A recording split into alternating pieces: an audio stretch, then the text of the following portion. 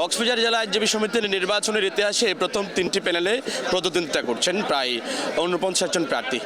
আগে 2টি প্যানেল থাকলেও এখন আওয়ামী লীগ, জামায়াত এবং বিএনপি তারা পৃথক প্রার্থিতা করছেন পৃথক প্যানেল থেকে।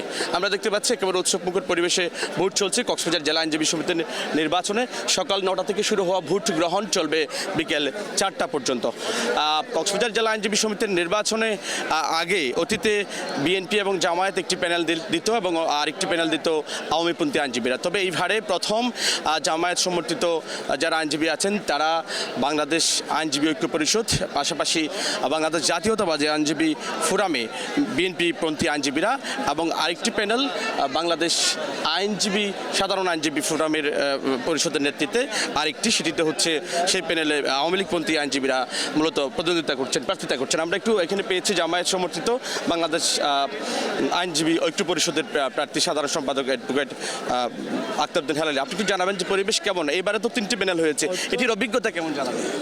প্যানেল বেশি হয়তো উৎসব বেশি হয়েছে।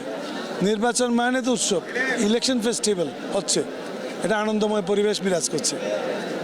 আপনাদের তো এটি পেশাজীবীদের মধ্যে অন্যতম সংগঠন আইনজীবী সংগঠন হচ্ছে বাংলাদেশের বেস্ট সংগঠন। আমরা সাংবিধানিকভাবে বার কাউন্সিলের অধীনে এই নির্বাচন, এবং আমাদের প্রত্যাশা হচ্ছে আমরা যে প্রতিশ্রুতি ভোটারদেরকে দিয়েছি সেটা রক্ষা করব এবং আশার ব্যঞ্জক সাড়া পাচ্ছি। আশা করি আমরা বিজয়ী হব ইনশাআল্লাহ। ভোটারদের উপস্থিতি কেমন আছে? ইনশাআল্লাহ এখন বিকেলের দিকে একটু বেশি, সকালে কম ছিল, এখন বেড়েছে। দর্শক, কথা বলছিলাম বাংলাদেশ আইনজীবী ঐক্য পরিষদের মনোনীত প্যানেলের সাধারণ সম্পাদক প্রার্থী অ্যাডভোকেট আক্তার উদ্দিন হেলালি। তারা বলছেন যে এইবারে যেটি 3টি প্যানেল হয়েছে এটি মূলত একটি ফেস্টিভ অর্থাৎ উৎসবের রূপ নিয়েছে এই আইনজীবীদের নির্বাচন। এবং এই আইনজীবীদের নির্বাচন আমরা প্রতি বছরই বলছি যে ব্যাপক উৎসাহ উদ্দীপনার মধ্য দিয়ে চলছে। যতই বেলা গড়াচ্ছে, যত সময় গড়াচ্ছে, ততই আইনজীবীরা আসছেন একে একে।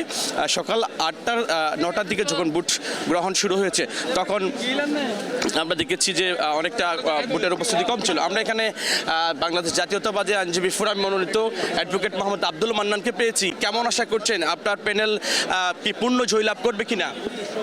দেখুন, আমরা তো আল্লাহর রহমতে আমরা যথেষ্ট প্রচারণা চালিয়েছি, ভোটারদের দ্বারা দ্বারা আমাদের বক্তব্য পৌঁছে দিয়েছি। আমরা আশা করতেছি আমাদের প্যানেল বিজয় লাভ করবে ইনশাআল্লাহ। 3টি প্যানেল অংশ নিয়েছে এবার, এটি ইতিহাসে প্রথম। আপনাদের কেমন অনুভূতি? এটা 3টি প্যানেল, কোন প্যানেলটি জয়লাভ করতে পারে একচাটিয়া? দেখুন, আপনি যখন যুদ্ধে যাবেন কে কে আসলো সামনে, আপনার সেটা দেখার বিষয় নয়। যতটা প্যানেলে আসুক না কেন, আমি আমার জনপ্রিয়তা নিয়ে বা আমার বক্তব্য নিয়ে আমার ভোটারদের কাছে যখন আমি যাই, তখন যদি আমার বক্তব্যটা তাদের কাছে পৌঁছাতে পারি, নিশ্চয় তারা আমার বক্তব্যটা যদি গ্রহণ করে, নিশ্চয়ই তখন কে কোন প্যানেল আসলো সেটা দেখার বিষয় নেই। ইনশাআল্লাহ বিজয় আমাদের আসবে ইনশাআল্লাহ।